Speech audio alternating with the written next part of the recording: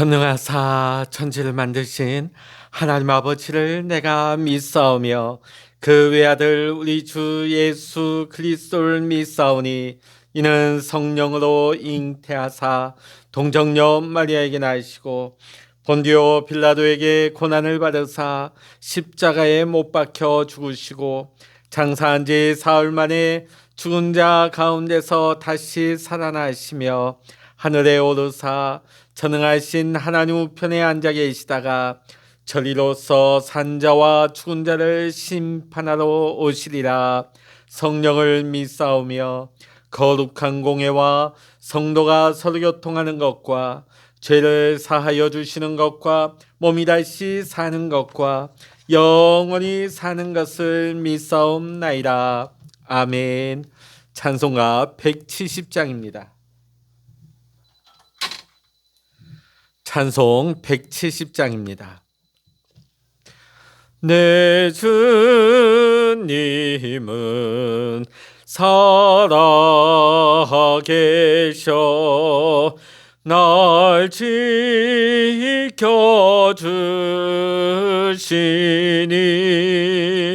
그 큰 사랑 인하여서 나 자유 얻었네. 나의 구원 대신 주니 내 소망 되신 주 항상 나와 함께 하셔 곧 다시 오시리. 나를 거룩하게 하려 주 나를 부르니 주의 은혜 내게 넘쳐 주 뜻을 이루리. 굳세 믿음 나가지고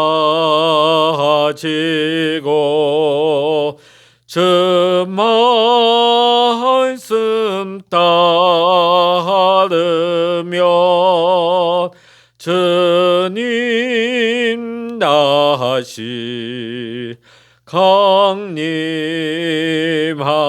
때 날 영접하시리.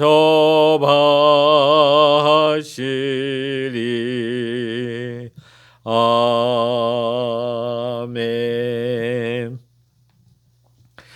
이 시간 우리에게 주시는 하나님의 말씀 신약성서 마가복음 16장 12절로부터 20절까지입니다.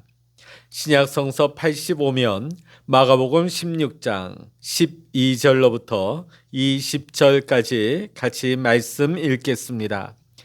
그 후에 그들 중 두 사람이 걸어서 시골로 갈 때에 예수께서 다른 모양으로 그들에게 나타나시니 두 사람이 가서 남은 제자들에게 알리었으되 역시 믿지 아니하니라. 그 후에 11 제자가 음식 먹을 때에 예수께서 그들에게 나타나사 그들의 믿음 없는 것과 마음이 완악한 것을 꾸짖으시니 이는 자기가 살아난 것을 본 자들의 말을 믿지 아니함일러라. 또 이르시되 너희는 온 천하에 다니며 만민에게 복음을 전파하라. 믿고 세례를 받는 사람은 구원을 얻을 것이요 믿지 않는 사람은 정죄를 받으리라. 믿는 자들에게는 이런 표적이 따르리니 곧 그들이 내 이름으로 귀신을 쫓아내며 새 방언을 말하며 뱀을 집어올리며 무슨 독을 마실지라도 해를 받지 아니하며 병든 사람에게 손을 얹은즉 나으리라 하시더라. 주 예수께서 말씀을 마치신 후에 하늘로 올려지사 하나님 우편에 앉으시니라. 제자들이 나가 두루 전파할세 주께서 함께 역사하사 그 따르는 표적으로 말씀을 확실히 증언하시니라. 아멘. 할렐루야. 오늘도 이 아침 함께 기도하시는 우리 사랑하는 모든 믿음의 성도 여러분과 여러분의 가정과 여러분의 생업의 현장 위에 오늘도 하나님의 크신 은혜와 평강의 축복이 이 시간 여러분 모두와 함께 하시기를 주의 이름으로 간절히 축원합니다. 예수님의 부활의 소식을 먼저 들은 사람은 예수님의 무덤에 찾아갔던 막달라 마리아, 야고보의 어머님 마리아, 그리고 살로메, 이 세 여인이었습니다. 그들은 빈 무덤에서 천사를 만나 예수님께서 부활하셨다는 소식을 전해 들었습니다. 그리고 천사에게서 이 부활의 소식을 제자들에게 전하라는 명령을 받았지만 그들은 무서워한 나머지 아무에게 아무 말도 하지 못했습니다. 안식 후 첫날 이른 아침에 부활하신 예수님께서 7 귀신을 쫓아내어 주셨던 막달라 마리아에게 자신을 가장 먼저 보여주셨습니다. 부활의 예수님을 맨 먼저 만난 막달라 마리아는 이 부활의 기쁜 소식을 슬퍼하며 울고 있던 제자들에게 쫓아가서 전하였지만 여전히 그 제자들은 듣고도 믿지 않았습니다. 자, 오늘 12절에 보니까 그 제자들 중에 2사람이 걸어서 시골로 걸어가고 있습니다. 어떻게 했을까요? 이제 예수님도 돌아가시고 이제 우리에게 무슨 소망이 있는가? 이제 우리 고향으로 돌아가서 이제 우리의 살 길을 찾자. 그렇게 낙향을 하고 있을 때였습니다. 이렇게 자신들의 고향으로 돌아가고 있던 이 2명의 제자들에게 부활의 주님께서 나타나셨습니다. 이 내용이 누가복음 24장 13절로부터 35절에 매우 상세하게 등장하고 있습니다. 부활하신 주님을 만난 2 제자는 이 부활의 기쁜 소식을 나머지 제자들에게 알렸습니다. 자, 지금 주님의 제자들은 막달라 마리아를 통해서도 부활의 소식을 들었습니다. 그리고 2 제자를 통해서도 주님이 부활하셨다는 것을 듣게 되지요. 그런데도 불구하고 나머지 제자들은 여전히 믿지 않습니다. 그리고는 여전히 슬퍼하며 울고 있었습니다. 낙담과 두려움에 빠져 있었던 것입니다. 하지만 주님께서는 분명히 3년 동안 공생의 사역을 하실 동안에 제자들에게 자신이 고난당하실 것과 또한 부활하실 것을 분명히 말씀을 전해주셨습니다. 빌립보 가이사랴에서 베드로가 주는 그리스도시요 살아계신 하나님의 아들이십니다. 이러한 믿음의 고백을 할 때 주님께서는 인자가 많은 고난을 받고 장로들과 대제사장들과 서기관들에게 버림받아 죽임을 당하고 사흘 만에 살아나야 할 것이라고 처음으로 자신의 순환과 죽으심 그리고 3일 만에 부활하실 것을 예고하셨습니다. 그 후에 또 갈릴리를 지나가실 때에 주님께서는 제자들에게 또 말씀을 주셨어요. 인자가 사람들의 손에 넘겨져 죽임을 당하고 죽은 지 3일 만에 살아날 것이라고 말씀을 주십니다. 더욱이 예수님께서 제자들과 함께 예루살렘으로 올라가시는 길에 인자가 대제사장들과 서기관들에게 넘겨짐에 그들이 죽이기로 결의하고 이방인들에게 넘겨주겠고 그들이 능욕하며 침뱉고 채찍질하고 죽일 것이나 그는 3일 만에 살아나리라.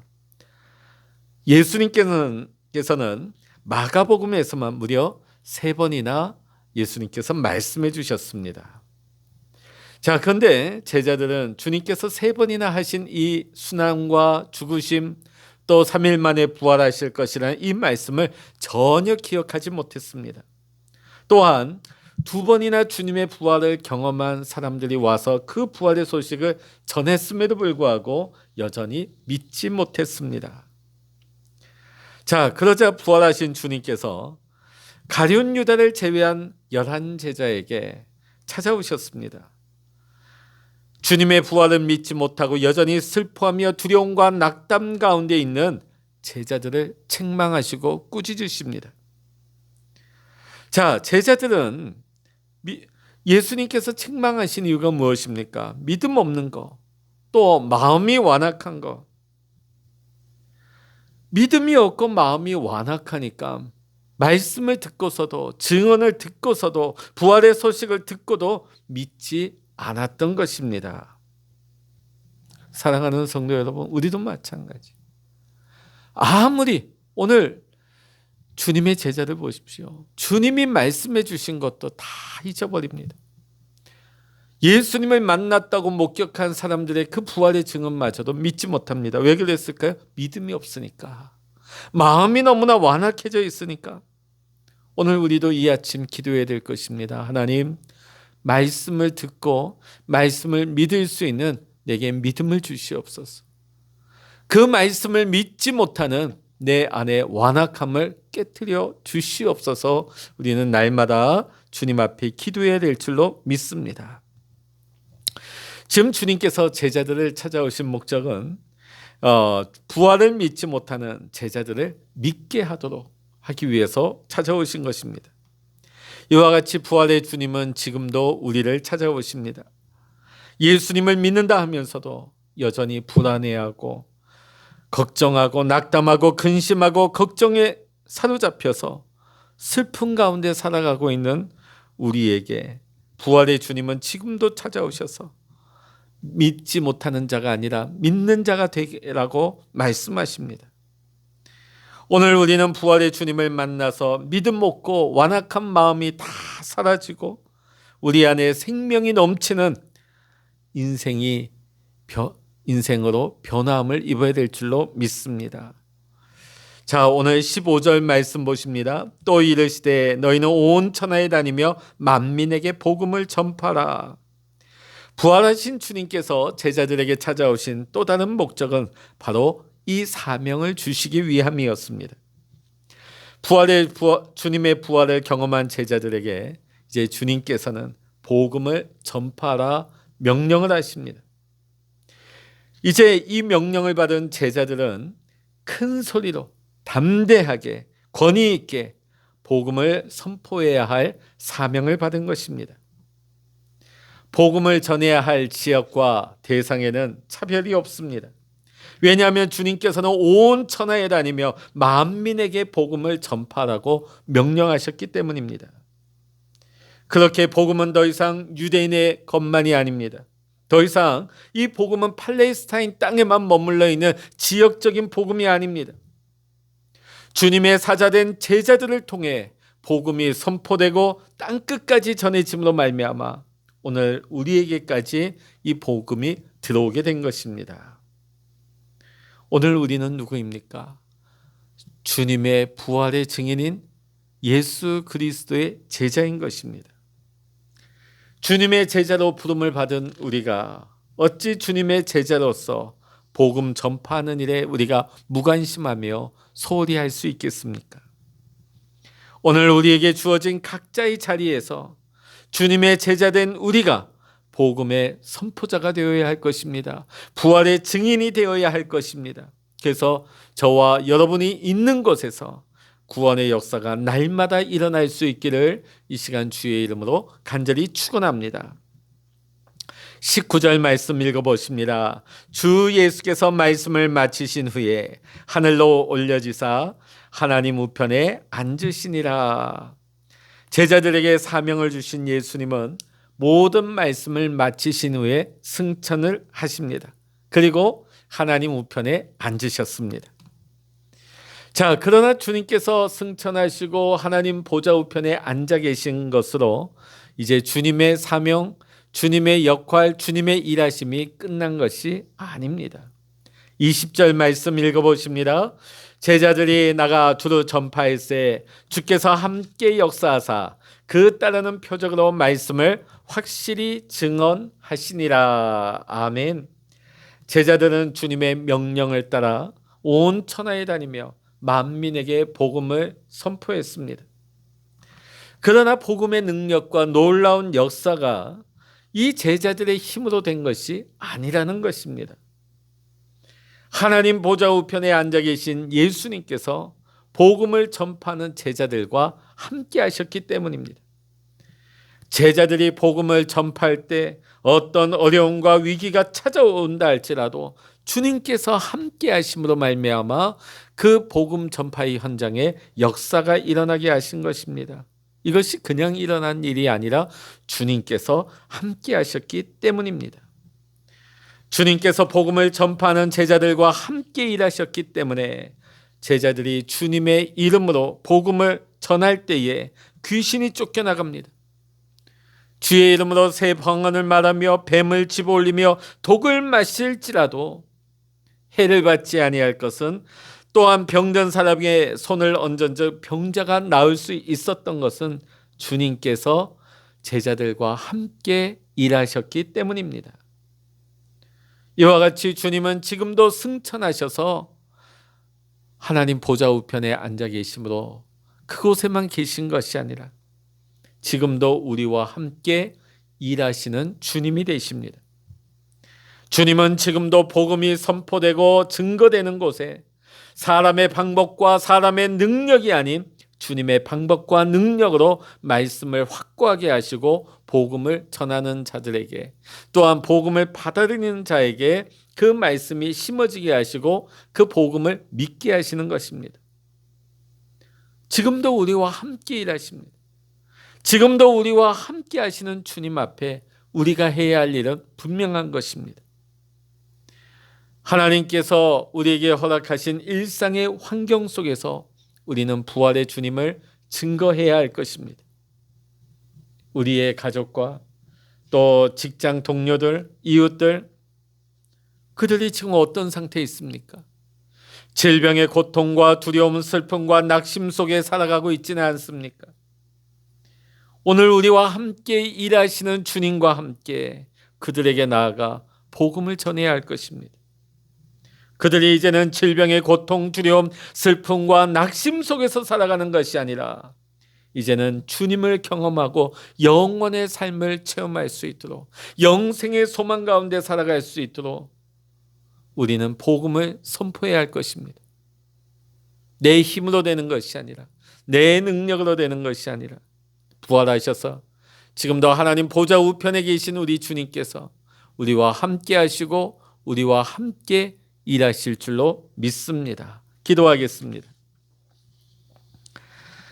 할렐루야. 하나님 아버지, 오늘날 많은 사람들이 걱정과 슬픔, 두려움으로 살아갑니다. 심지어 주님을 믿는 그리스도인들조차도 암울한 상황 속에서 두려움 속에 살아가는 경우가 많습니다. 주여, 우리의 믿음 없는 것과 우리의 마음이 완악한 것을 주님 용서하여 주시옵소서. 주님은 부활하셨습니다. 주님은 지금도 우리와 함께 하시며 우리 가운데 일하고 계심을 믿는 자가 되게 하여 주시옵소서. 오늘도 우리와 함께 일하시는 주님을 의지하며 우리가 언제 어디서나 부활의 주님을 증거하는 주님의 부활의 증인, 주님의 제자로 살아가게 하여 주시옵소서. 우리가 복음을 전하는 그 자리에서 주님 일하여 주시고 복음이 심겨지게 하시고 그 복음을 받는 자마다 하나님 그들이 영생의 소망으로 거듭난 인생이 될 수 있도록 주님 역사하시고 축복하여 주시옵소서. 모든 것 대신 우리 주님만을 찬양하고 의지하오며 우리 주 예수 그리스도의 이름으로 간절히 기도하옵나이다. 아멘. 찬양하라 내 영혼아, 찬양하라 내 영혼아, 내 속에 있는 것들아 다 찬양하라. 기도하라 내 영혼아, 기도하라 내 영혼아, 내 속 겉들아 다 기도하라.